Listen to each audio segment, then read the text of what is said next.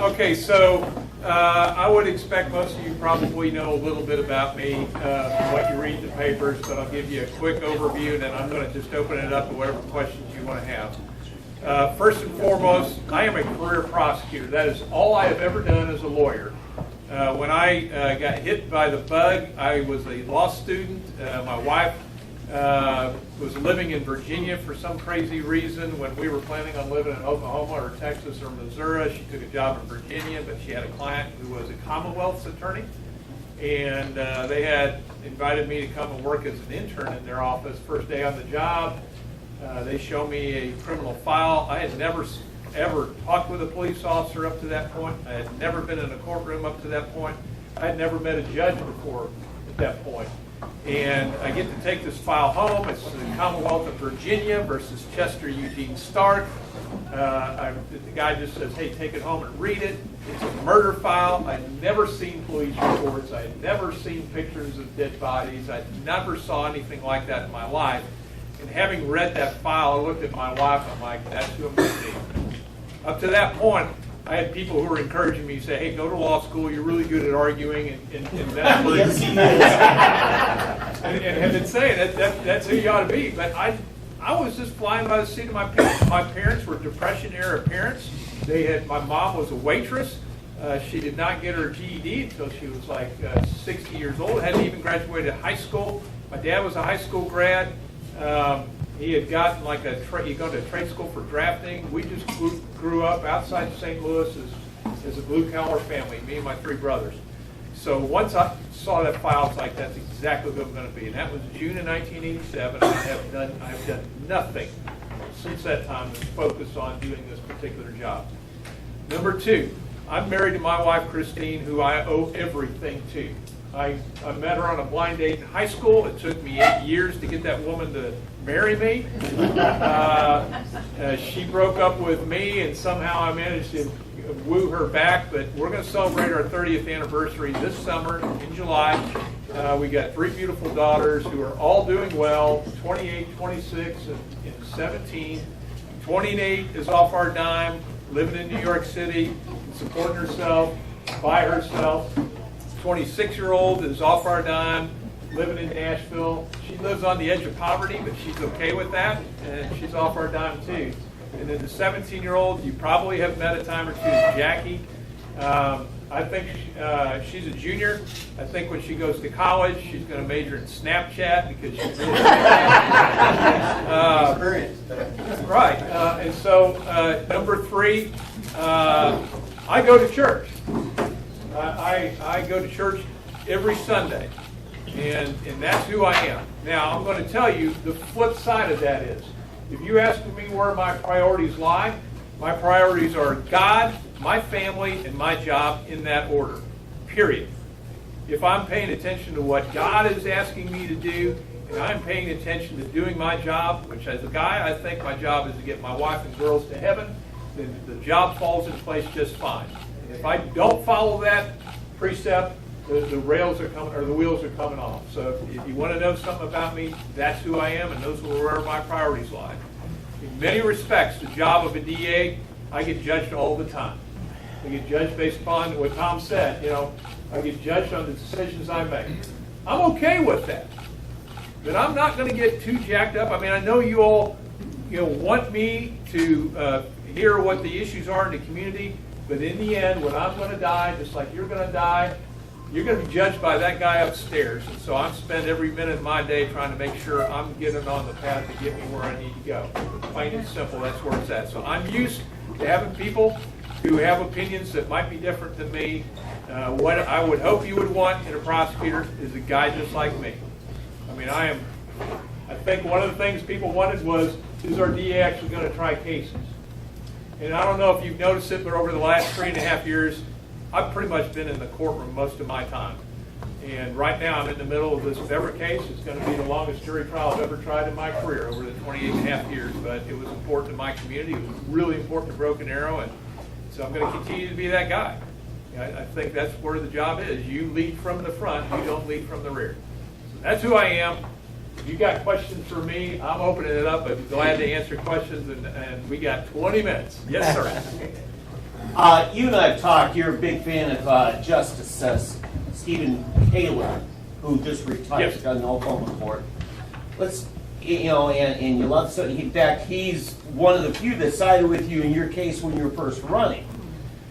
What cases have you actually said, I don't know, I agree with the Supreme Court's ruling? Is there anything you'd like to Okay, share? well, I am 100% pro-life. Okay, I'm talking about the Oklahoma Supreme Court. Okay, Oklahoma Supreme Court, rarely does the district attorney's office or the state of Oklahoma in Tulsa County ever get involved with the Oklahoma Supreme Court.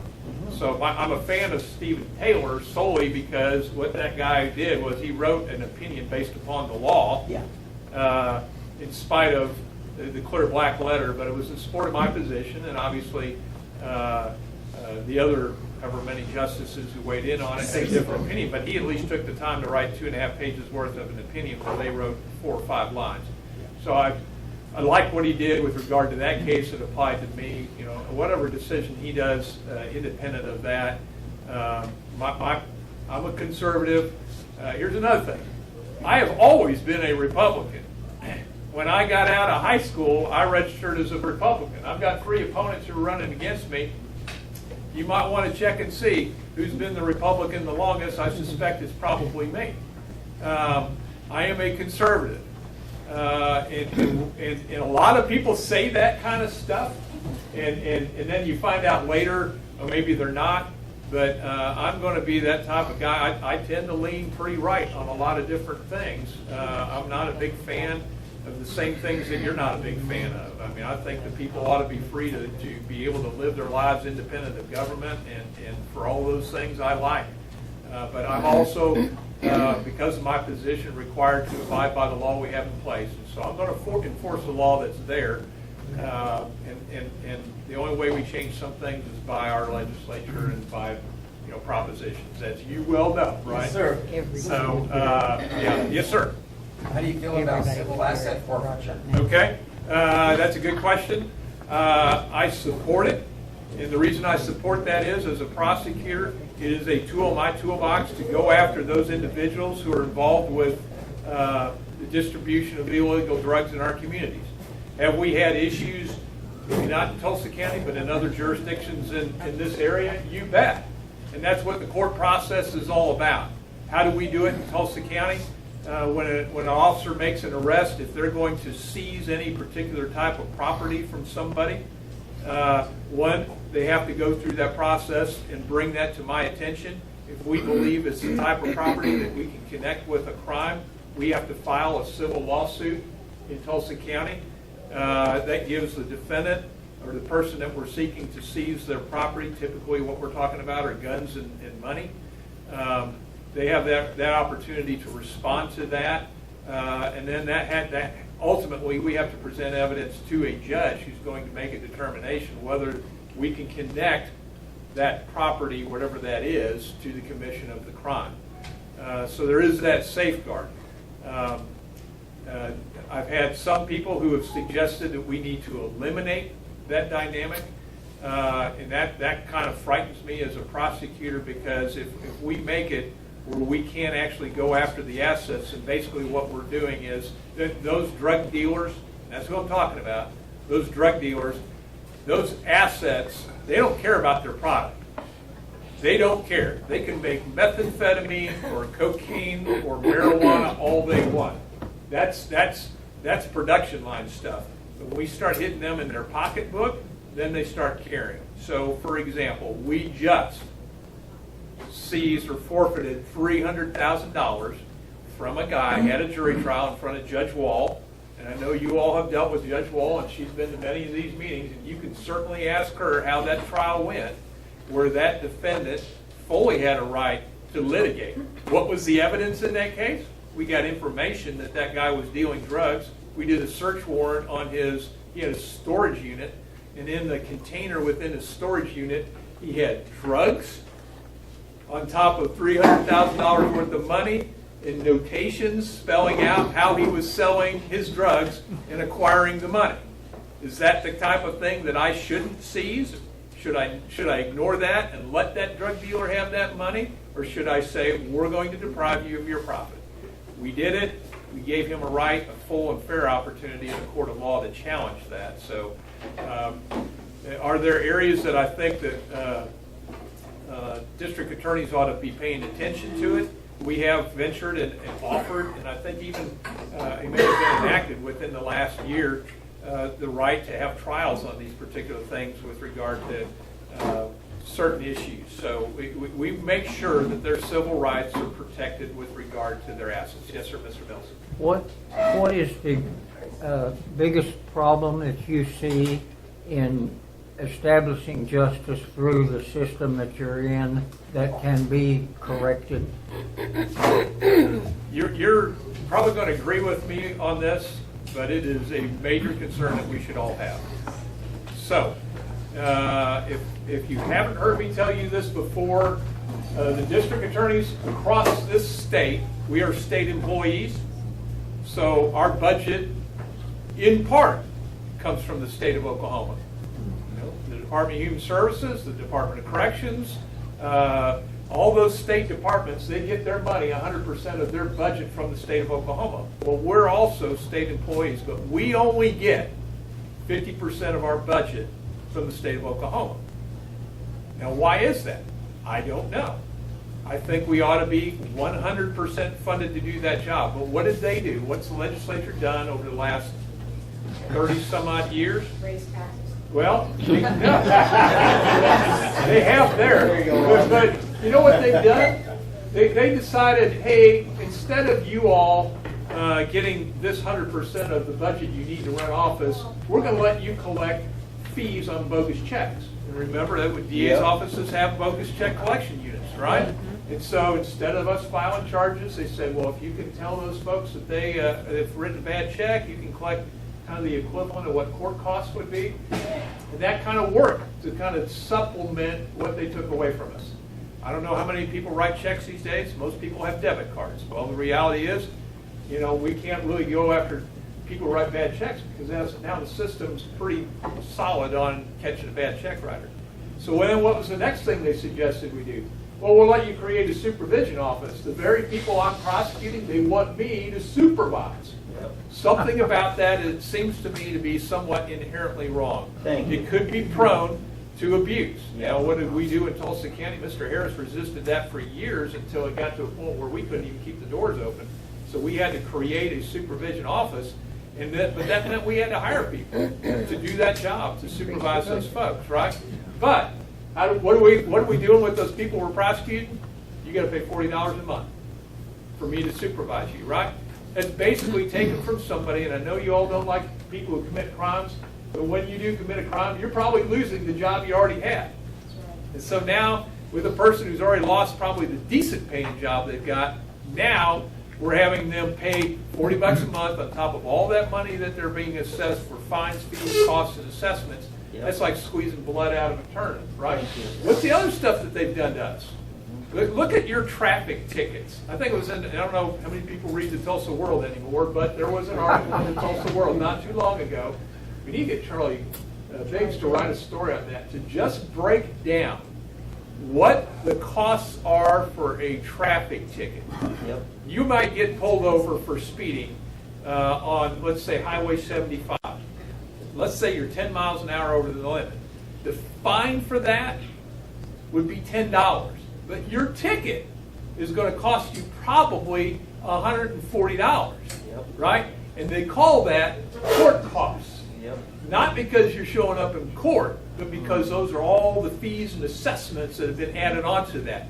Fees that are a different way to hold you, the citizen, accountable for the payment of the necessary functions of government.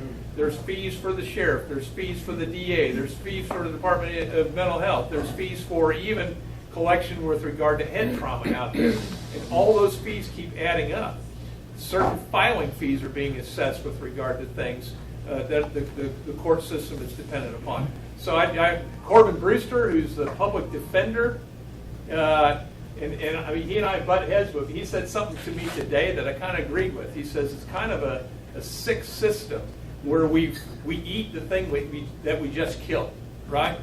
And essentially that's what it is we have to pluck the meat off the bones of the person that we just caught committing some particular crime, whatever that is, and then we start pulling fees and assessments out of them. If government was to do their job right, we ought to prioritize public safety as priority number one. Amen. Right? And what is that, right? So when you and I grew up and we turned on the tube, we watched a show every night for 20 years.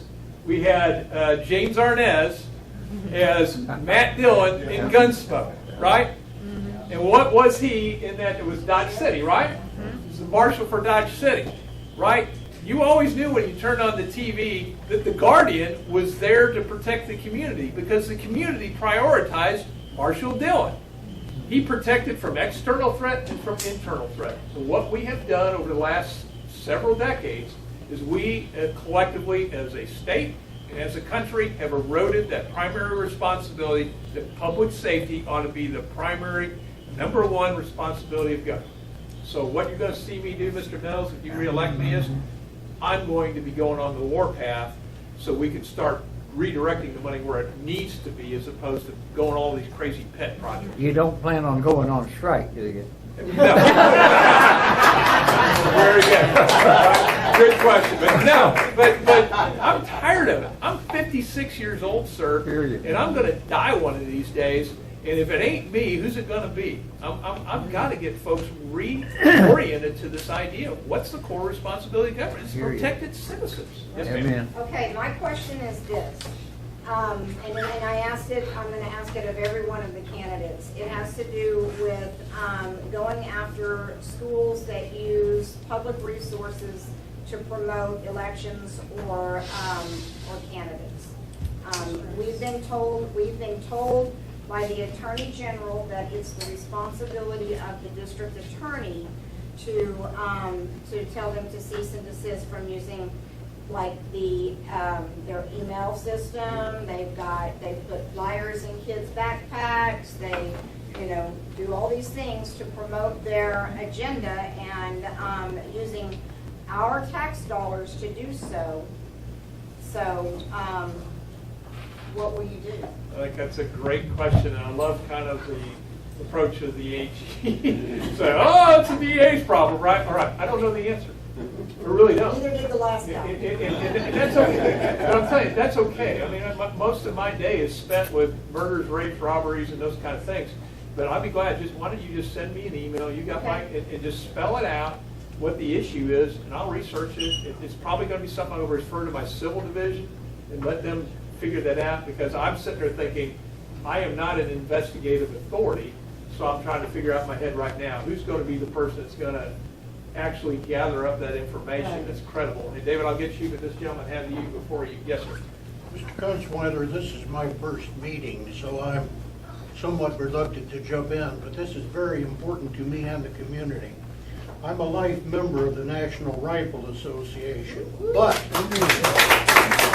that's a great way to draw attention. I, at the same time, have very great apprehensions about this pending legislation to greatly liberalize the way in which people can carry firearms. And I'm wondering what your professional attitude is about how this is going to impact or burden law enforcement personnel. That's a really good question. I don't know.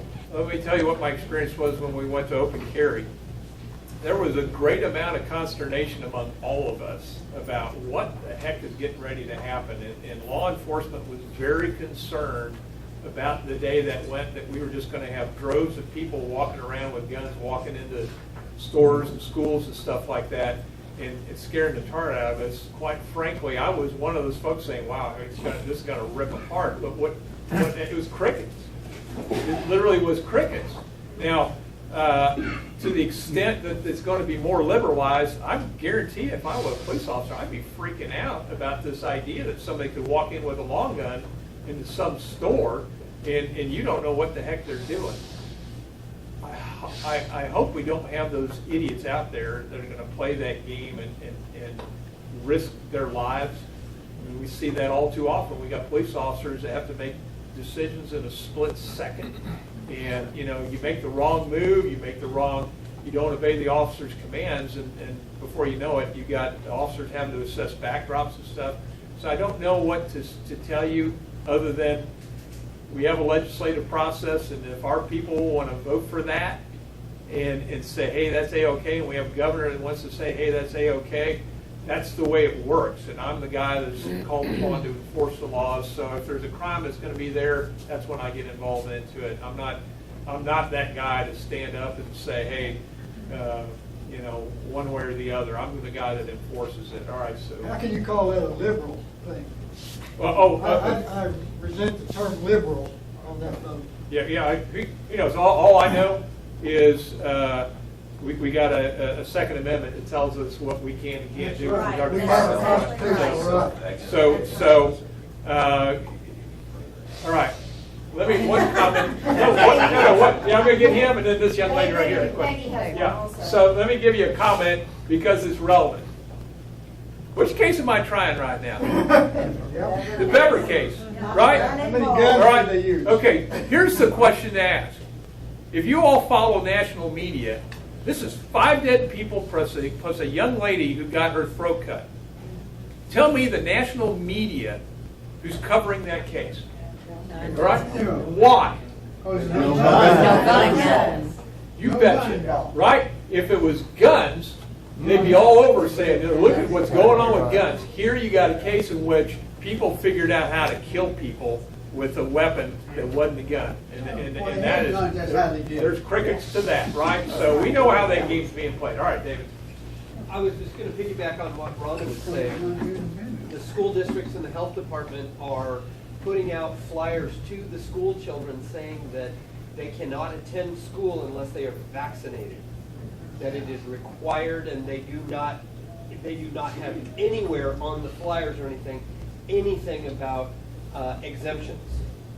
And we have got to bring that to an end, just for the protection of some of these kids. It's just a flat out lie, and I these agree. people are getting away with it. So I want to know what to do. So for the folks that have the position or take the position with regard to immunizations or whatever, in many respects that's perhaps a religious choice or a family choice. And there are those organizations, there's nonprofits across the country who will gladly step in and say, hey, if you're being deprived of having your kids to go to school, we'll be glad to move for an injunction to prohibit the school from doing that. That's probably not going to involve the DA as much as it is, you know, that person whose civil What about liberties are being misinformation? impinged upon. What about misinformation? Well, and that's where I'm still you're going to have to spell that out beyond a debate or beyond that, so I can understand it, and then say, all right, here's where we can go. But the most critical component of what you're asking me is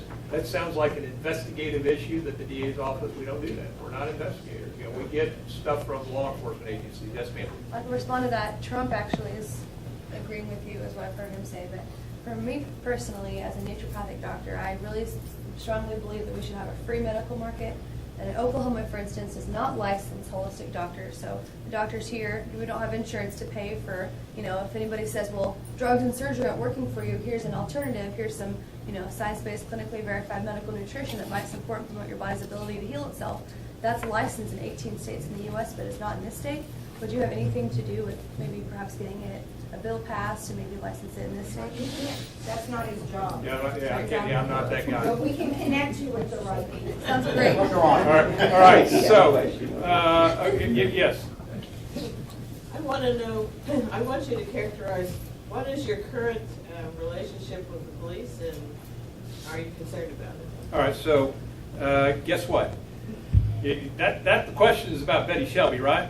Yes. Right? Partially. That's what it is. Heavily The question is impacted. Betty Shelby, right?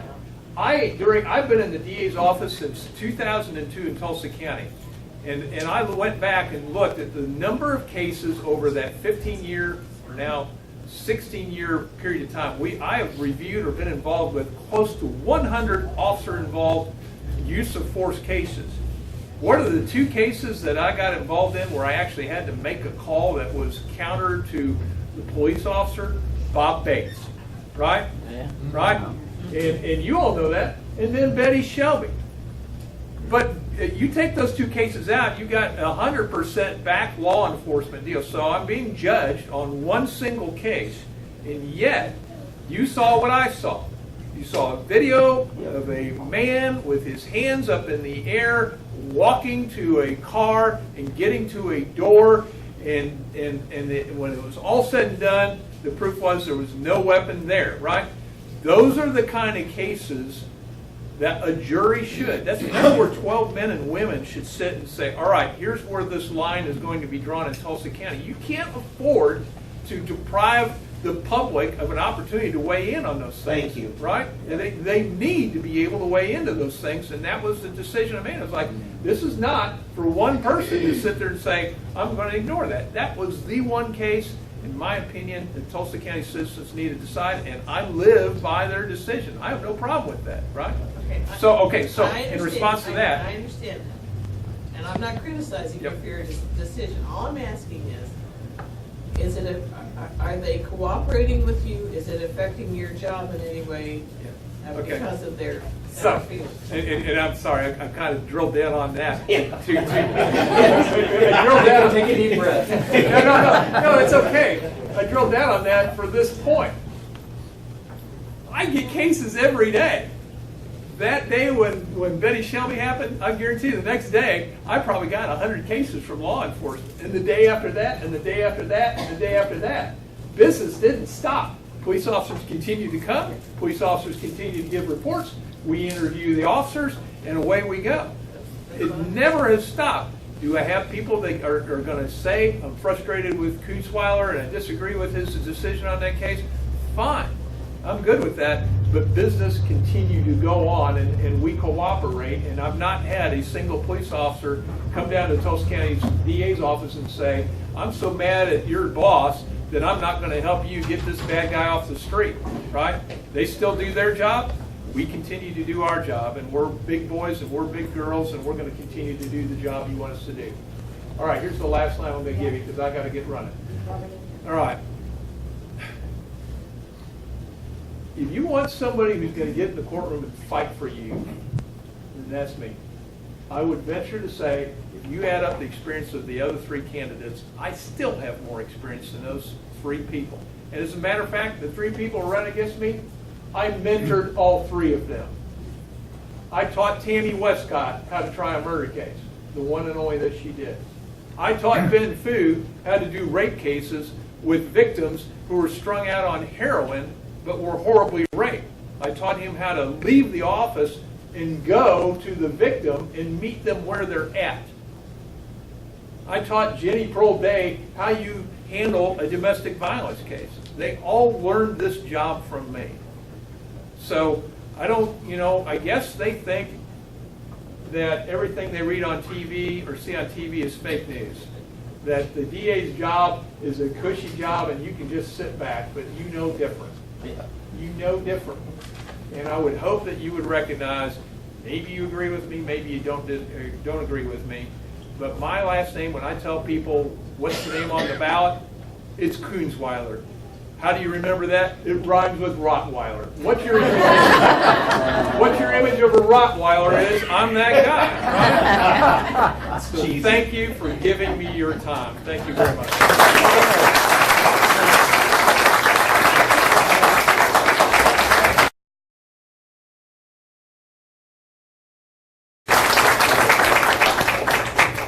How is Tulsa 9.12? Good.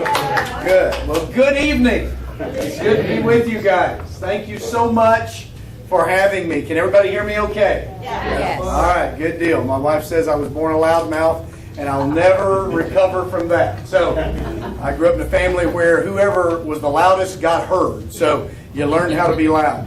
Okay, so let me set the table here so we can know exactly where to go tonight, because I don't want to cover a lot of ground that we don't need to cover.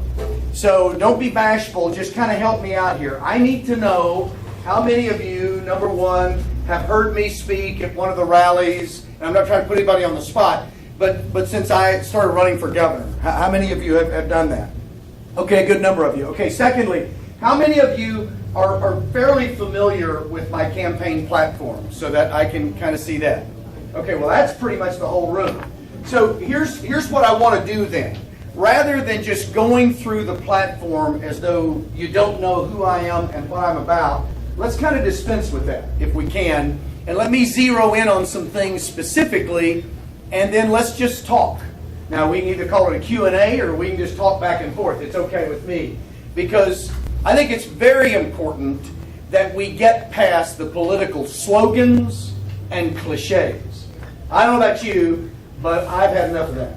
I've had enough of the pat political answers that don't say anything, but they're doctored up so like they sound like they say something, right? I mean, we did a commercial about that at the very beginning of this campaign. How many of you have ever seen I'm Not a Politician commercial? Have you seen that? Okay. Well, that was the whole gist of that. Now, it's rather long, so it wasn't made for television, but we wanted to knock a hole in these campaign commercials that say a whole lot of nothing, but do it real well. I mean, the business of wearing the hard hat and they're pointing like they know everything there is to know about construction, or they're in a factory and they're telling the owner of the factory how to do this. And, you know, it's almost like they're saying, hey, I've got a dog, vote for me. My kids can eat cereal, vote for me. I mean, it's just this kind of dumb stuff. So that commercial has received lots of airplay. Can you believe that it's been viewed around 600,000 times? Wow. It's just simply unbelievable. Yeah. And we know that at least half of those are Oklahomans. So over 300,000 Oklahomans have seen that commercial. Now, I've had a lot of people say, how in the world could any of the other guys put their commercials out after they saw that one? And that's a pretty good question, right? Yeah. Because actually, we kind of made ours using theirs as a little bit of a template, you know, because it's just the same stuff. Now, we weren't attacking anyone in particular. I'm not trying to make fun of a person. I'm speaking about the process. Guys, this whole process is broken. Amen. It is broken from top to bottom. And Tom was just really pinpointing what I experienced the 2 terms I was in the House. Now, you got to remember that I was easily going to be there for a 3rd term. I had no challenger. Now, I tell people even I can win a race like that, right? I mean, I had no opponent. But I walked away not because I'm a quitter or not because I'm squeamish. I walked away because I felt like it was futile. Now, most of you know I'm a pastor. I'm a full-time pastor. I've been a full-time pastor basically all of my adult life, except for the 3 years I taught public school. My wife taught 20 years. So other than that, I've basically been on staff in a church full-time since I was about 22 or 23. I've been a pastor, a senior pastor, since 84. Okay, I'm pastoring my 3rd church. So 8 years in Poto, 23 years at Trinity Baptist in Yukon, and now 2.5 years at Liberty Church. So when I got there, you know, if you've been a pastor that long, let me tell you, you can't be a quitter and you can't be squeamish. And talking about constitutional carry, that would have come in handy at elders meetings over the years when I was a pastor, okay? So I often was guilty of taking a knife to a gunfight. But anyway, but it was a sword, so I was in pretty good shape. But anyhow, I was there in that legislature, and I saw it. And so being a pastor and doing the Black Regiment presentation that all of you are probably by now fairly familiar with, but when I found out about these guys about 9 years ago and figured out that they weren't judges, black robes, they are actually preachers. And I found out that there was a time when the church was the tip of the spear. I mean, they were in the trenches. They weren't worried about who they were going to offend. They weren't trying to be politically correct. They did not buy separation of church and state. They believed that you need to take a stand and do it strongly and openly and publicly. Yes. So going around the country and around this state doing this and telling that story, trying to wake up the church. Now let me tell you what that would mean in Oklahoma. In a state of 3.9 million citizens, it's 1.3 million who claim to be evangelical Christians. Now that doesn't even include the Catholics and other faith groups that don't label as evangelical. Do you realize if you could wake up an army like that and get them to act on what they believe, the difference that would make? I mean, we could turn everything around. Now, I'm not talking about a theocracy, so don't get worried. I'm not talking about turning everything over to the church, because I've seen what they've done to the church, and man, that's a mess. So I don't want them doing that to the state. But what I am talking about is Christians taking their ideas into the free marketplace of ideas. I mean, if the atheists and the humanists can do it, why not us? Amen. There's 1.3 million of us at least in Oklahoma. And yet we have all this junk going on in our state. Now, why is that? Because we have not done what they did. Now, I'm not talking about guns and going to war. I'm talking about standing up for what we believe in. So here I am in the legislature. I've been trying to do that. I'm in such a minority that we're always getting outvoted. I mean, even when we could beat some of this stuff, in a couple of hours, they'd bring the darn thing back, and whoop, mysteriously they got that one extra vote that they needed, or they'd bring it up the next morning. It was so frustrating to me. So I want you to know that I know the mess that legislature is. But Tom was right. I want to get back to what Tom was saying. You see, I believe that our government, even now, could do a whole lot better.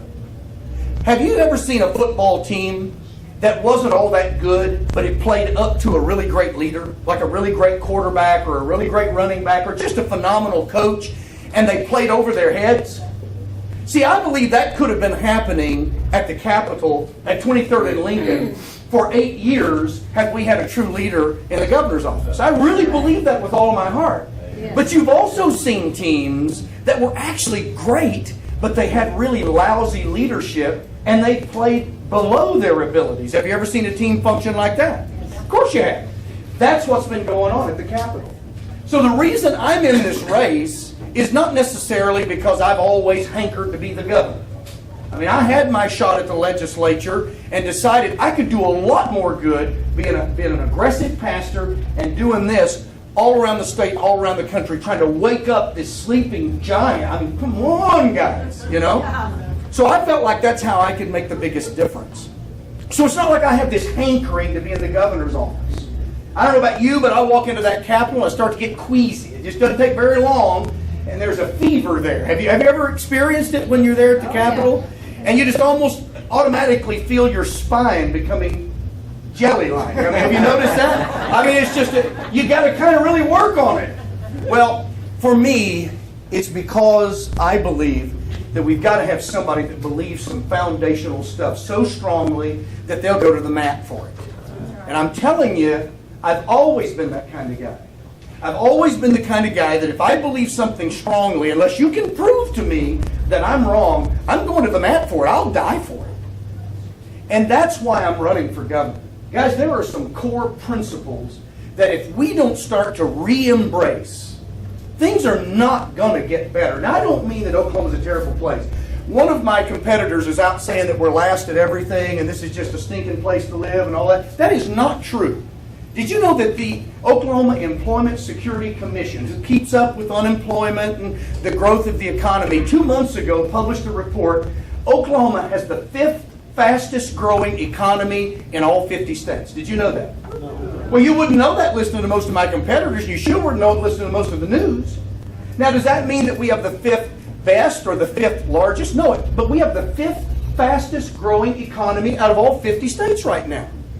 So, I'm not one who believes Oklahoma's a bad place. I just simply believe we've jetted some of the key principles that could have anchored us and made us a much better place than what we've become. Because we've decided on political correctness. I watched it in the Capitol, guys. I was on the Speaker's leadership team. I'm in the House, so it's the Speaker of the House for me. I was on the Speaker's leadership team 3 of the 4 years I was there. Now, I voted against the budget all 4 years. And the 3rd year when I was going to vote no because I just couldn't go with it. Now, it's kind of an unwritten rule that if you're on the Speaker's leadership team, you got to kind of vote for the budget, right? So we're thrown the budget like it always happens the last week of session. We've got a day or two to read through a almost $7 billion appropriations budget, and then you're going to vote on that thing. Well, it's just all kinds of bad stuff in it. Plus the process is terrible. We maybe want to talk about that a little bit later here in a second. But so anyway, I'm not going to vote for the budget this 3rd time around, but I'm on the Speaker's leadership team. So I figure, well, what I need to do is at least let the Speaker of the House and the leadership team know I'm not going to vote for this thing. So I sent them an email. I said, guys, look, I know it's kind of accepted that the members of the leadership team vote for the budget. Well, I can't. It just violates too many core principles that I have. Now, I know that that's probably going to mean that I'm not going to be on the Speaker's leadership team next year, But I just wanted you to know, I cannot vote for this budget, and if we take the vote today, I'm going to be a no vote. So I just want to tell you, it's been a great honor to serve with you on the Speaker's leadership team. Well, that email had only been out for about 2 minutes. Way up at the front, on the front row, same aisle that my desk is on, one of the guys who's been there for years, a veteran in the House, part of leadership, jumps up from his chair and turns and stares directly at me, and I think, oh my gosh, here it comes. And then he begins to make a beeline to my desk. And so I'm sitting in my chair, so I'm grabbing the arms, and I'm getting ready for a beatdown, right? He gets to my desk, and he leans over my desk like this. I thought, oh man, he's going to try to hit me. And then all of a sudden, here's what he says. You have got more class than any guy I've ever known. Shook my hand. Now, he proceeded to turn around and go back up there and vote for the budget, but at least for just a few seconds. He recognized the fact that I had some courage. I had some convictions. Now, by the way, I didn't serve on the Speaker's leadership team the next year. You must know that. I was off of that. My point is, I've been in leadership, but I wasn't willing to sell out my principles to stay there. I had a lot of people asking me while I was there, Dan, why don't you run for Speaker of the House? I said, because there's not enough conservatives to elect me. So I would have to get the vote of the moderates, and I'm not going to make the deals that they're going to require to get their vote. So why run? He said, you know, you're right. They're not going to vote for you. I said, you're exactly right. Now, in my mind, that's leadership. Leadership is to know what you believe, and you're just not going to budge. Now, the other key is what you believe, what you're going to stand for and die for, has got to be embraced by enough people that they say, you're our guy. That's right. So that's why I'm in this thing. I'm in this thing asking Oklahoma, and in my particular neck of the woods, the church in Oklahoma, do you believe what you say you believe strong enough to do it? Do you really? Or you just want to talk about it? Come on. Are you willing to do this? Because, guys, some of the things that need to happen are not going to be easy. It is time for, I would hope, all of the states, but certainly at least a select group of states, to begin to stand up and push back on the federal government hard. It is time to push them back into their delegated powers. Why in the world have we allowed the feds in Washington to make states irrelevant? But I'm telling you, the whole time I was in the legislature, I'd suggest certain things. They said, yeah, but what about the feds? What about Washington? What are we going to do? I said, the right thing, that's what we're going to do. But we just never could get enough people who believed that. Now, am I an insurrectionist? Because one of my competitors says, well, Dan's just an insurrectionist. All he wants to do is break the law. No, actually, I'm trying to get us back to the rule of law. That's it. I'm trying to get us back to our founding documents that stress that power and authority comes from God to the people, and then the people delegate certain powers to the government. Yes. Not power from God to government, and then a benevolent government trickles out a few rights to the people. It's the other way around. We don't serve them. They serve at our discretion. Where did the consent of the governed go to? You read Jefferson in the Declaration. He's not perfect. Our founders were not perfect. They were flawed human beings. We have got a lot of blemishes in our history. I'm the first to tell you that. So we're not a perfect bunch of people. But I'm telling you, those principles enshrined in that Declaration, all you hear most people talk about is the Constitution. I really believe the real focus is the Declaration of Independence, because here's where all the principles are. And when they said that governments are formed by the people, derive their powers from the consent of the governed, and are to protect our unalienable rights, and when they don't do that, it is not only the right, it is the duty of the people to stand up and fix it. That's right. Jefferson gives 3 remedies. Alter, that means to fix, kind of work on it, tinker with it, alter it. Abolish it. Now that's not a friendly word sometimes in some circles, but abolish it. That means to start with a clean sheet of paper. Now, by the way, remember, these are not my words. These are Thomas Jefferson and his committee of 5. Words right in the Declaration. Abolish it, or if you've waited too long and it's become a tyranny, you throw it off. Now, those are the 3 options found in our founding documents. What part of that do we not get? So those people at the legislature think that they're honorable this and Senator Huss and Fuss and all that kind of stuff. Let me tell you guys, they serve at our leisure, not the other way around. And someone in that Capitol needs to be able to tell them that. Amen to that. And I'm just the guy that could and will if you put me there. Now, that's the kind of guy I am. Now, I don't want to fight. My wife says I'm really good at controversy. I can stir it up wherever I go. That's not what I'm really trying to do. But I'm not afraid of a fight. Because there are some things worth fighting for. And we've lost that. I'm telling you, we've lost that.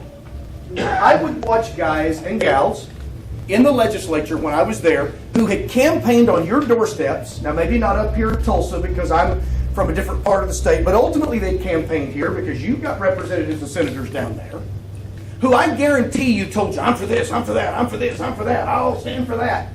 They got there, and lots of the times they didn't stand for anything. They just folded. I mean, my own office mate that I officed with, that I really respected, and I still love him and respect him. But sometimes he was their go-to guy if they needed one more vote. How on earth do we sell, first of all, ourselves down the river, and then our fellow Oklahomans? How do we do that? For what? For what? He's not even in the legislature now. For what? See, I want to be able to lay my head on the pillow at night and say, I did everything I could do to do what was right. And I want to be able someday to stand before God and to hear Him say, you did everything you could have done to do what was right. Well done. That's what I want to hear. So I'm in this thing not because I'm a political creature. Quite frankly, I don't like politics. I don't like it. You say, well, that's a crazy thing to say. You're running for governor. Well, because I'm not running as a politician. We've had enough of those. We need some statesmen who believe some things strong enough that they'll go against the tide. They don't care about the tall buildings crowd. They don't really care that the special interests might get offended because you cut off their gravy train. And begin to stand for and protect the people. It's time for that, guys. It is time for that. You know, the Oklahoma Taxpayers Unite. You guys have this petition. I'm carrying them around with me. Now, I figure you guys have already signed it all, but I'm carrying them around with me everywhere I go. I ask people, would you sign? Would you be willing to sign it? I think I was actually the first candidate to sign it because I understand one of the guys who said he was first maybe actually didn't sign it, but that's a different story. I'm not trying to get on to anybody. I'm just saying, I was one of the guys that jumped at it. I was asked the other day by a reporter, now, do you really support this petition? I said, heck yeah. He said, well, if you're elected, would you sign it if the people vote? I said, it would be my great pleasure. Now, why is that? Because I don't want the teachers to get a raise. It has nothing to do with my wanting the teachers to get a raise. We need to do right by the teachers. We need to do right by education. It's one of the core functions. Guys, it's because I don't believe that the answer is always more money. Amen. We have the money. Right. Money sitting in the TSET fund, the Tobacco Settlement Fund. They've got over $1 billion sitting in that fund. And the job of that money is to educate young people so they won't smoke. Okay, now here's the deal. Studies have shown that the more educated a person is, the less apt they are to smoke.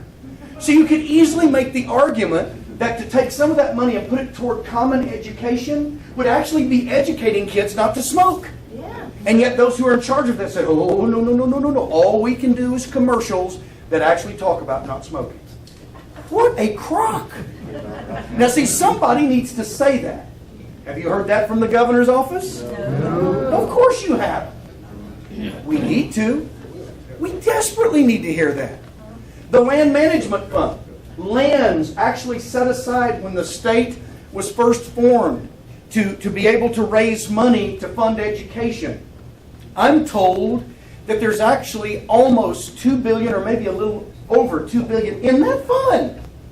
Now, even if it's not $2 billion, let's say it's $1 billion or let's say it's $500 million, whatever is there, and we're not using that, we have these quasi-government agencies and authorities that don't even answer to the legislature or the governor, therefore don't answer to the people, such as the Turnpike Authority. They don't answer to us. They answer to a board. When was the last time we did a serious audit of higher ed? Never. And yet they come to the Capitol every year, want more money. The minute they get it, they go back and raise tuition. Right? Okay, so we've got to stop all of that kind of stuff. I'm not suggesting that we not put money into education. I'm not suggesting that we not give teachers a deserved raise. I'm not saying any of that. What I'm saying is the answer is not always trying to find another way to get your hands into the taxpayers' pockets. How about doing something we don't seem to believe in doing, which is to cut the size of government? Amen. How about that? Have you noticed that the legislature, all they ever want to talk about is ways to raise revenue? Yep. Even in the special session this past summer, the governor, when she called the special session, said, now look, if you send me cost-cutting measures, I'm going to veto them. Yep, that's right. Yeah. All she wanted was tax increase. Now, you remember, they kept saying, we need to fill a $215 million hole in the budget, $215 million hole. You remember that? Yeah. Do you remember the tax package that they put together and threw out there? Yeah. It was almost $500 million. Now, I've said this a jillion times. Some of you have heard me say it. But even with Common Core math, I know that $500 million is more than $215 million. Right? Now, why in heaven's name do you want to raise $500 or almost $500 million to fill a $215 million hole? That's twice as much as what you need, because that's how they grow government. That's how it's done. Since 2006 up through 2016, which is our most recent numbers, we have increased government spending now in the state on an average of just a touch under $4 billion a year. $4 billion, it's actually $3.83 billion. You call that shrinking government? No. You call that small government? No. And yet if you've looked at our Oklahoma Republican Party platform recently, it boldly proclaims we're the party of small government. You read it? That's you know what that's right, Ron. You know what that is? Based upon how we're performing, that's a big fat lie. Because from 2006 to 2016, guess who was in power most of that time? Yeah. That's not small government. That's growing government. Just this session, you know this already, the largest appropriations budget in the history of Oklahoma was passed.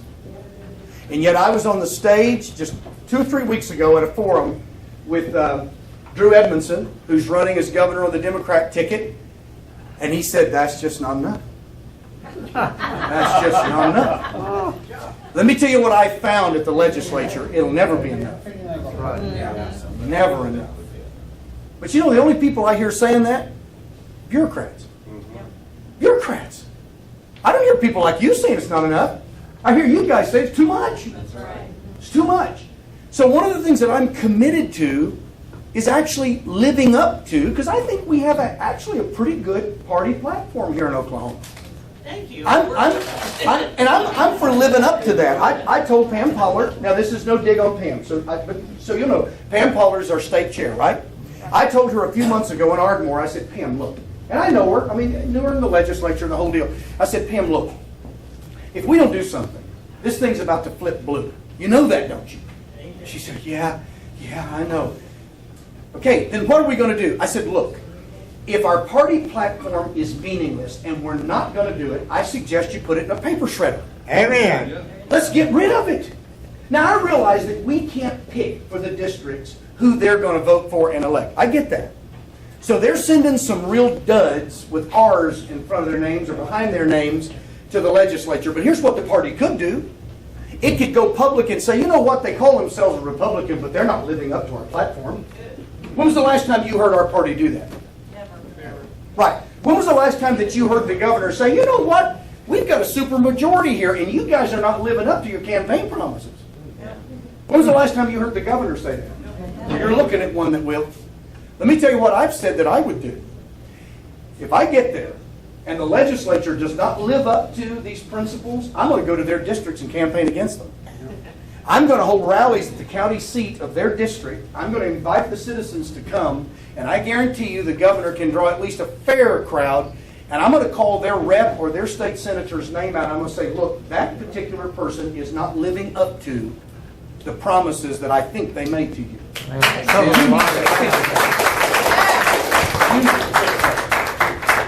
like to suggest that we take about 7 minutes for questions. Okay, well, I was told we had till 8:15, so I guess I I'm, told him, because it's only 7:30. Okay, 8:15, okay, well, I want to make sure you've got time to, okay. Okay. Sorry, I didn't mean to. no, Sorry about that. that's fine. I'll shorten it up a little bit. Okay, so that's what I'll do. Now, is it because I want to go around and being obnoxious or I want to make enemies out of... No, of course not. I would much rather work with people. But let me tell you what I've normally found out about all this bipartisan talk and this reaching across the aisle stuff. You got to reach all the way over to their side and do what they want to do, or there is no bipartisan. That's it, exactly. I'm not going to do that. So I'm the kind of guy that believes stuff so strongly, I'm going to stick with it. So when you look at my platform, my campaign platform, and you go to my website, bishopforgovernor.com, and you see that stuff, guys, those are not just platitudes to fill up a website. I have spent 58 years, because that's how old I am. I'll be 59 in August. I've spent that many years trying to build up a reputation of honesty and integrity and doing what I say I'll do, or at least I die trying. Why would I stop doing that now? I won't. See, I'm kind of one of the reluctant ones in this race. But I'm one of the only ones saying this stuff. So what you're looking at is a guy who will do everything that you see in that party platform, or I will go out having died trying. That's just me. Now, you can look at my record while I was in the legislature, and you can see that I did just that. I lived up to everything I said I would do. Now, I'm sad to tell you that because of Republicans, a lot of the stuff that everybody cheered for when I was running was killed in the legislature. Things that if I had the time tonight to give you the horror stories would make you so angry, you'd go home and get torches and pitchforks and head to the Capitol. I'm just telling you. But the one thing that my record does prove is I gave it my best shot. And it was always the Republicans killing it. Guys, do not think for a moment that at least right now the Democrats have been the problem. Because they're not. It's the Republicans. It's those people that ran as conservative Republicans. Some of them even add Christian conservative Republican. They're the problem. They're the problem. And they're killing this stuff. Now, normally the way they do it is real slick. Because they kill it in a real smart way. Because they'll first set it up and vote for it with some special maneuvers so that you'll go to the record and say, well, my rep voted for that, right. But then they get it to another level and they kill it in ways in which, unless you're really well versed, you don't know how to drill down and find how they did it. The shell game at the Capitol was so fast. I was dizzy the whole time I was there. You ever watch somebody do the shell game? It was constant. I'm telling you guys, it was just constant. And I got dizzy watching the shell game. And that's what they're doing. And they will keep doing it until somebody who doesn't have a political career that they're nursing, who this is not the next rung in their climb up their life of political career politician, is just willing to jeopardize a second term to say the right stuff. And I am. I am. So when I was there, and then we'll do Q&A. When I was there, my freshman year, I overheard some in my freshman class during a break talking about all the fundraisers they were having. We'd only been there about a month. I'm still trying to find the bathrooms. Okay? Because when you first get into that Capitol, it's really easy to get turned around. Now, after you're there for a while, you kind of get to where you know where the directions are. And of course, it should have been easy because all the bathrooms are in the same place on each floor, but it takes a while for stuff to soak in with me. So anyhow, I heard them talking about all these fundraisers they're doing. Now, we're all freshmen. We just got there. And they're already raising funds and building up huge campaign chests for a race 2 years away. How about we do some governing first? How about let's do some legislating first? But you see, it appeared to me that for many of them, they were there to be there. They were there to stay there. It was not me. When I left after my second full term, a lot of my colleagues said, Dan, you need to stay at least until you're vetted in the retirement plan. I got a question real quick. Yes, sir. You go out to school districts, they said they didn't have the money. Yeah. You know, how many school districts do you think Oklahoma has? It's over 500. Sure, it's that five. It's over 500. It is, Brent. It's 3,337. Not school districts, sir. Not school districts. Yeah, there's just a little over 500. It's like 516 or 517 school districts. How many counties we have? 77. Should have on 77 districts. Well, I would agree with you. In fact, now I think you'd probably maybe have to have. Place right there. Close to- Yeah, you're probably right, sir. I wouldn't disagree with you there in a general truth. We'd probably have to have about 79 or so soups, because I think probably for Tulsa County and Oklahoma County, one might not be able to cover that big of an area. But you guys, some of you remember the days of county superintendents, don't you? Yeah, you remember that. Why don't we have those now? Why do we need superintendents at all? Well, maybe we don't, but I'm just saying, let's start with something we can do right now. Okay? I mean, you're right. You're right. Because here's what I want to do, and we need to do Q&A. Here's what I want to do. I want to decentralize education and get it out of the control of the hands of bureaucrats to begin with. Amen. I don't want Washington, D.C. telling us how we're going to educate our kids, but I also don't want 23rd and Lincoln telling us how we're going to educate our kids. Let me tell you who needs to be telling how we're going to educate our kids: the parents. Right. All the control should be at the district level. All the control. Right. We do not need a state Department of Education being the lapdog to the federal Department of Education. California. Now, a lot more can be said about that. So here's what I got to do. Before we do the Q&A, because I don't want to miss this, I got to tell you this story. Many of you know that I travel around and I have a little museum that I carry with me. Does Coonsweiler know you got that? Constitutional carry. We're safe with this one, so if I happen to point it at you, you're all right. I haven't been fired for over 200 years. So we're in good shape. This musket is about a 1760 vintage. It's American made. It was carried by Adam Miller at the Battle of Oriskany, New York on August the 6th, 1777. Okay? So it's the real deal. At that battle, the Americans were fighting Indian tribes that had allied with the British. Okay? So these Indian tribes don't fight like redcoats, right? I mean, they don't line up shoulder to shoulder in regimental form. This is a guerrilla fight here. So what you've got is you've just got kind of a melee. Well, Adam Miller's involved in the fight, and he notices that just a little distance away from him, his commander has been captured. And these braves that have captured him are going to torture him to death, more than likely, so they've pinned him to the ground by running a bayonet through each thigh. So he's pinned to the ground. Miller has to make a split-second decision. What am I going to do? If I run over there and try to help him, more than likely, I'm going to end up like him. Or I can just keep fighting and hope he makes it. He makes the right decision. He takes this thing and he turns it like this, and he goes and he begins to knock away those who had his commander captured. He throws it down, he pulls both bayonets out of his commander's legs, and he drags him to safety. Now you figure he's done enough for one day, right? That's a pretty full day's work. He's proved he's a patriot. But he isn't done. He was back and he picks up this musket, and he fights the rest of the day at the Battle of Oriskany. And he survives. Wow. When he's done, he turns this musket up and he carves A. Miller, or Oriskany. He spells it like the Indians did. It's phonetic. It's not the way you actually spell Oriskany, but you can read it. 1777. Why? Because he wanted to remember that day. Because you see, Adam Miller was a man who had gotten to the place where he had drawn a line in the dirt and he wasn't going to budge another inch. Not another inch. That's what we need today. We need men and women who believe things so strongly, not that they go home and get their guns and start shooting government agents. I'm not talking about that. Okay? That's tempting sometimes, but please, that's not on the record. It's not on the record. I'm not talking about a gun war. You know that. But there is a war going on still. That's right.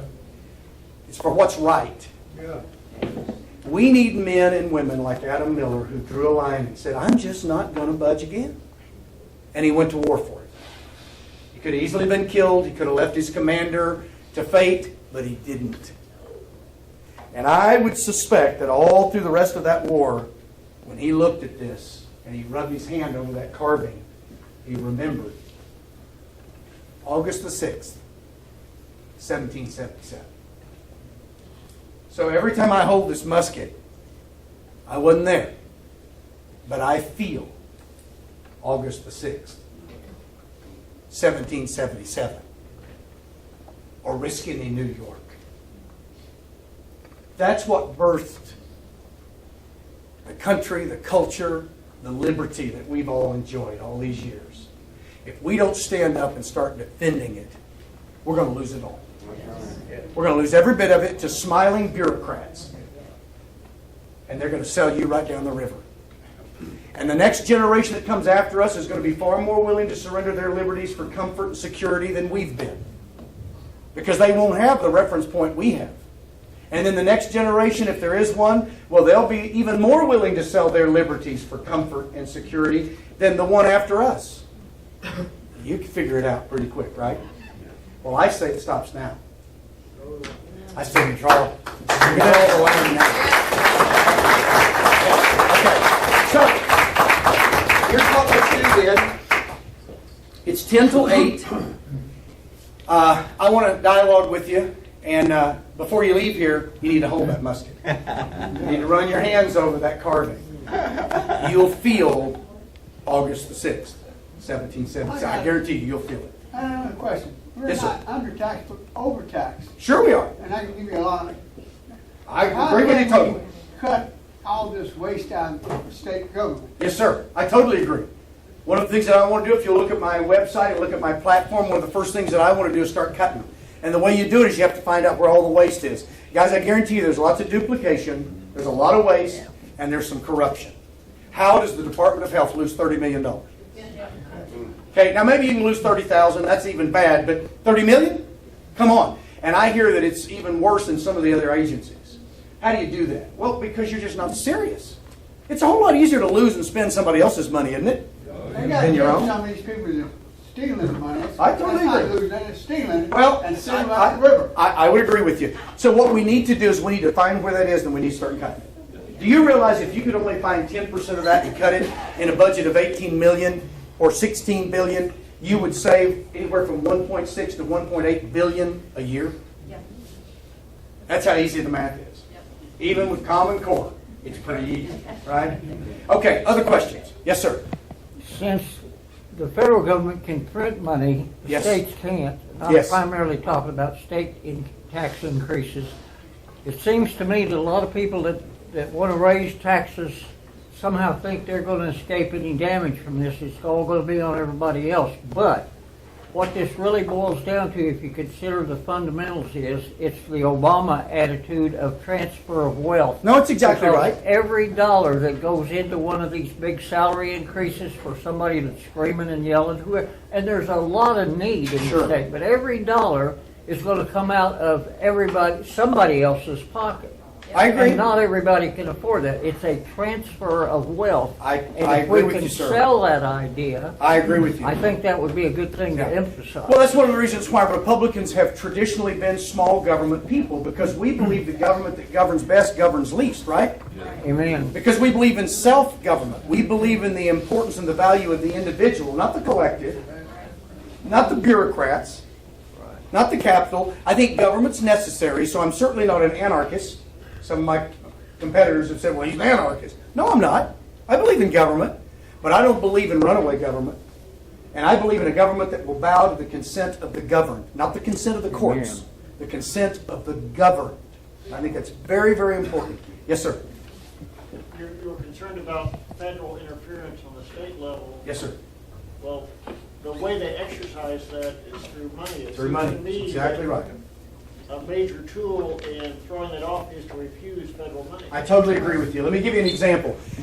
Just back in the early fall, I was in North Carolina doing a number of speaking engagements, and I met with a conservative group, and my wife says it was South Carolina, and I say it was North Carolina, so she's probably right, but I think I'm right. So anyway, it was a very strong conservative group, either North Carolina or South Carolina, but they just completed a study. They get 12% of their ed funds from the federal government. Now, we don't get quite that much. I think ours is somewhere around 9 to 10 to 11%. So we're not in as bad a shape as they are. But here's what they discovered. They discovered that if they did not take the federal dollars for education, they'd actually have more money for the classroom. There you go. You say, now how does that work? Well, because with all the federal money comes what? Strings and mandates. So one of the things I believe we've got to do is wean ourselves from federal money. Now, when I say federal money, you know that the feds don't have any money. Neither does the state government. Whose money is it? It's your money. Does the state have assets? No. Whose assets are they? Ours. Yours. When the state talks about we want to protect our natural resources, is that the state's natural resources? No, it's yours. What about eminent domain where they come in and say, hey, you know what, a Walmart would be really good for this community, so we're going to take your property. Does the state really have that kind of power? Yeah. No. Now they're exercising it, but they don't. Now, why is it that they can't? Because we let them. Right. We let them. So I completely agree with you. We've got to find a way to begin to wean ourselves. Now, the governor's not the king of Oklahoma, so you don't just go in there and start waving your finger and snapping, and everything just starts happening, and you don't run up and jerk the rug out so that everything falls. We didn't get here in just a few weeks, and we're not going to fix everything in a few weeks. But we can begin to turn this ship and begin to move it another direction. And as we do, we can also educate. There are lots of people who really honestly don't know too much about our history at all. They don't understand how our government works. I was talking with a group of very committed patriots last night in Ada, Oklahoma. Wonderful people. And they were asking me about certain things. And so I was just telling them some of the problems that we've created for ourselves by dinking with the original version of the U.S. Constitution. And I mentioned the 17th Amendment, which I believe was a major error. Now, for those of you who don't know, the 17th Amendment changed the way senators are chosen. See, when the founders originally set this thing up, they wanted one part of Congress, one body, to represent the people directly. That's the House of Representatives. But they wanted the other body, the other house, to represent the state itself. So the representatives were chosen by the people. The senators were chosen by the state legislatures because they answered to the legislature. Because the senator was to go to Washington and protect his or her state's sovereignty. They were to protect that state. That was their job. And if they didn't, the legislature reserved the right to recall them. Call them up and say, get out of Washington and get back here. We got to talk to you. And if they didn't straighten up, you know what the legislature could do? Throw them out. Fire them. But the 17th Amendment changed all of that, and now senators are elected by popular vote just like representatives. So now what we actually have is two houses of representatives. The senators think they're better, so they're the House of Lords, and the representatives are the House of Commons. Do you realize we now have what we fought a war of independence to get away from? It's exactly what we have. So one of the things that we need to do is to repeal the 17th Amendment, in my opinion. I believe the senators need to start going to Washington to protect Oklahoma. Our two senators need to be protecting Oklahoma, not out here politicking the constituents so they can get reelected. That's not their job. Now see, most people don't know that. So this little group of patriots last night, very intelligent, very well informed, did not know that. Now this was after the meeting. I didn't go there to talk about the 17th Amendment. But it's an illustration of, and they stood there and said, I didn't know that. Now see, those are vital pieces of information that begin to illustrate to you why we've gotten off track, how this has happened. We have dismantled many of the original pieces, but we expect the machine to work as it was designed. We've redesigned it. It won't work the way it was originally designed because we've tinkered with it too much. So I'm one who believes in original intent. We need to get back to those founding principles. Okay, someone else. Yes. Yes, ma'am. Okay, according to the state constitution, the state government, the county government, and the city government cannot borrow money for more than 1 year. I agree. And so and the reasons this was set in place was so that they had to pay as they went. In other words, they couldn't spend more than they took in. Exactly right. So politicians, being the clever people they are, they went around the Constitution by creating boards, authorities, trusts, and commissions. Yes, ma'am.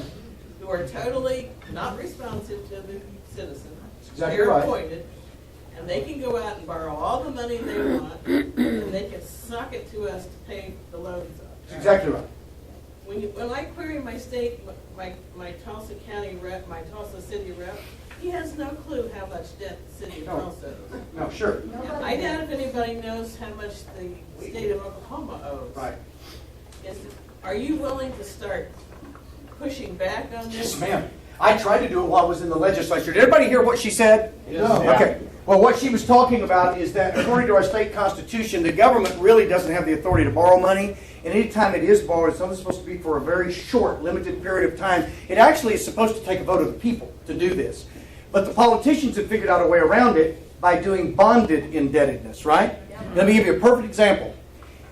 There was a challenge that was brought against the Turnpike Authority because they're borrowing money and all and doing what they're doing. And you know what our state Supreme Court said?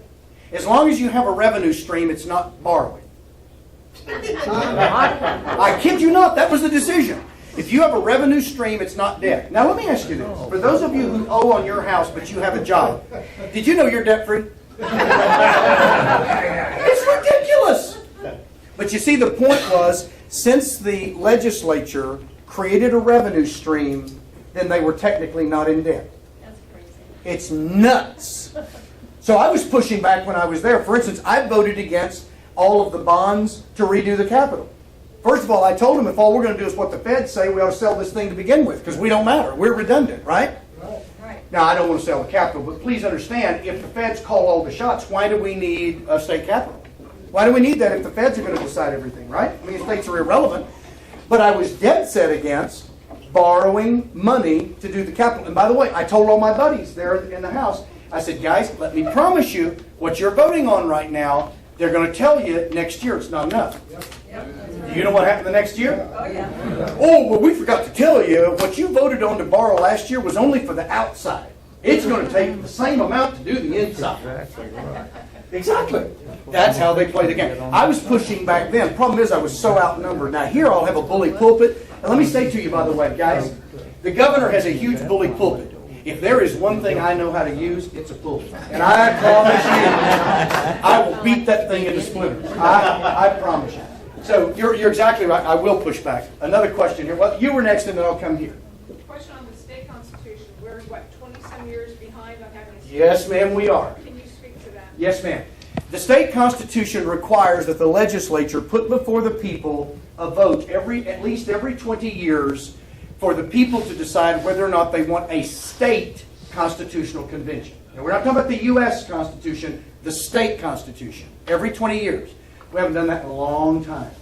If you've looked at the Oklahoma Constitution, it's the thickest of all 50 states.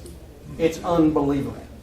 Not only is it the thickest, there's a lot of ambiguous double talk in it. It's really crazy. It's hard to make sense out of some conflicting parts of the Oklahoma Constitution. So, for instance, let me give you an example. Right at the beginning of the state constitution, it says all political power. There you go. All political power. This is our constitution. That's our state constitution. Now compare that to the U.S. Constitution. Look at it. This is your state constitution. And it's mostly written by lawyers, and forgive me if you're an attorney, I'm not trying to slam you, but guys, they write stuff so that regular people can't understand it. Yeah. I'm just telling you. It's also the most progressive constitution. No, it is. Okay, so right early in this Constitution, it says that all political power is inherent in the people. Now, that's correct. But do you know what it says right after that? It says you can't do anything repugnant to the U.S. Constitution. Now, you say, well, Dan, wait, are you against the U.S. Constitution? Well, what if they pervert it to the point that we in Oklahoma can't agree with it? Does the federal government ever do anything that you think's unconstitutional? What are we supposed to do? Say no. One of my competitors said roll over and play dead. I'm not kidding you. He says roll over and play dead. No, of course not. But that's what he's out here saying. And he adds another caveat to it. Romans 13 says you have to submit anyway, so you've got to obey no matter what. Guys, that is not what the Bible says. I wrote a 17-page white paper or position paper on Romans 13, 1 through 5. So if you're a believer and you read Scripture, I first did an exegesis of verses 1 through 5, meaning I took the biblical position and said, what does it mean in Scripture? And I blew that theory out of the water biblically. Then the last half of the paper, I said, and what are you to do if you live in a representative republic instead of a monarchy or a dictatorship? Because when my competitor is saying, well, you've got to submit to the authority, well, in a representative republic, who's the authority? You know what he says? Courts. And he means specifically the Supreme Court. Now, guys, let me tell you something. If that's where we are now, we're in a heap of trouble. We're in a heap of trouble if it only takes 5 justices out of 9 to tell us what's right and wrong. That's why I'm saying it's time for Oklahoma to reassert its state sovereignty. But see, go back to our own Constitution. All political power is inherent in the people as long as you don't do anything against the Constitution. Well, what if the Constitution becomes perverted like you can murder unborn children? We're supposed to say, oh, well, you just got to do it. No. See, no. There comes a place, and guys, by the way, there are times in history when people have done that. Let me give you just one example. Wisconsin. The state of Wisconsin said no to the Federal Slave Act. To the Fugitive Slave Act. They said, let me tell you what, Mr. Federal Government, I don't care what you say. A slave makes it to Wisconsin, they're free. Well, thank you, Wisconsin, right? Yeah. Colorado's doing it right now. Now, I don't agree with them, but they're saying, we don't care what the federal government says, we're going to smoke pot. Now, guys, let me tell you something. If they can defy the federal government and smoke pot, we can defy the federal government and save unborn babies. I'm telling you. Time to do it. Now, again, that's not insurrection. We're talking here about the consent of the governed. Now, here's the deal. I don't want to tell people in Massachusetts how to live. But I sure as heck don't want them telling me how to live either. Right. We think different in Oklahoma than they do in Massachusetts. So they run their state into the ground. We'll send missionaries up there, and then one of these days, when they run it broke, we'll go and buy it for pennies on the dollar, right? Now, I'm not being mean to the people in Massachusetts, but I think you get my point. Okay? So even our own state constitution has issues. So I believe we're in desperate need. Let me get back to the answer. We're in desperate need of a state constitutional convention. I would actually be for beginning a whole rewrite. The thing's a mess. It's a mess. But we've got to fix some stuff. So, okay, I said enough on that, obviously. Sorry. Next question. Yes, ma'am, you were next. Okay. When you're talking about the Republican Democrat Party, problems. Yes. Are you familiar with Cleveland Skousen's 45 Goals of the Communist Party? I am vaguely. Just vaguely. Well, I encourage you to do it because, I've seen it. Library of Congress from the 63 or 65. Yes. Number 15 is to take over both parties. No, exactly. But the thing is, if you see each one, so many things I see happening, I'm saying, the communists are behind that, but I never hear of government or anything talking about the communists. I know. Why? Yeah, well, because we allowed neoconservatism to sound like conservatism. And that's why today we have Republicans that are no different than progressives and Democrats because they're, quote, neoconservatives. They believe the same stuff. They're statists. That's what Mark Levin calls them. Whether you like him or not, he's right about that. They're statists. They believe all the power rests in the state, not the people. What's communism? That's communism. Now, no one says it because it just sounds mean. It's not politically correct. We might damage somebody's psyche, and we just don't want to do that. See, that's the problem. Preachers are the worst. They're the worst. Did you know we had a preacher? I got to tell you this, guys. I'm a preacher, so I can blast preachers all night long. Okay, here's the deal. In Yukon, Oklahoma, which is my hometown now, I grew up in western Arkansas. Van Buren, by the way, is where I'm from. If you've ever been to Van Buren, Arkansas, that's my hometown. Anyway, here's a preacher in Yukon. It's a relatively small church, but that doesn't matter. He meets on Main Street. We had some volunteers who just on their own took some of these brochures, some of these pamphlets. They were something like this. And we're placing them on the cars in the parking lot. They're not breaking the law. They're not doing anything wrong. He comes boiling out of his church. There were 10 cars in the parking lot. Okay, so it's not a large church. He said, you stop that right now. And you go get all of those that you put on those cars and you take them off. She was very polite. She said, yes, sir, I will. She went and gathered up all the brochures that she had put on those cars. And there's what he said. I want you people to know that you out here trying to make people feel guilty about abortion is a greater sin than abortion itself. That's a pastor. Now, first of all, we're not trying to make people feel guilty about anything. Now, as a Christian, I believe there's forgiveness and restoration for anybody who's willing to repent. Amen. So if somebody's aborted a baby, man, there's forgiveness and restoration. The church hasn't preached that, and it should have been. But can you believe a pastor saying that?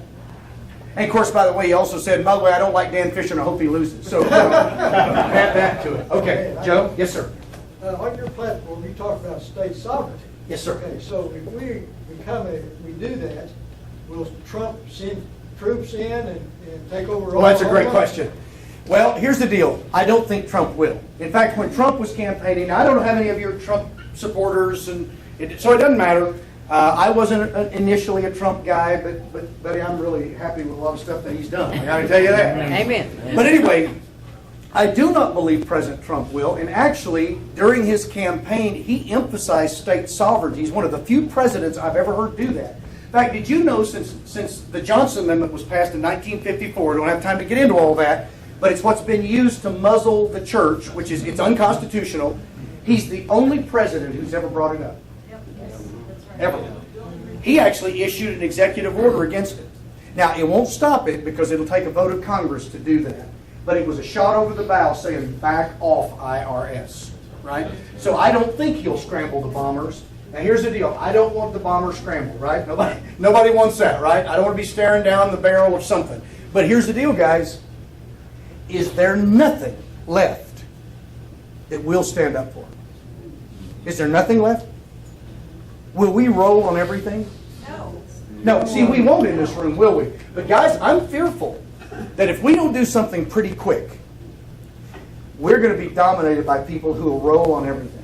Amen. Nothing is sacrosanct. Nothing is worth fighting for. Nothing's worth standing up for. Nothing's worth offending people over.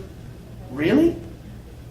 So even if Washington did say we're going to scramble the bombers, is there anything worth saying? Well, then knock yourself out.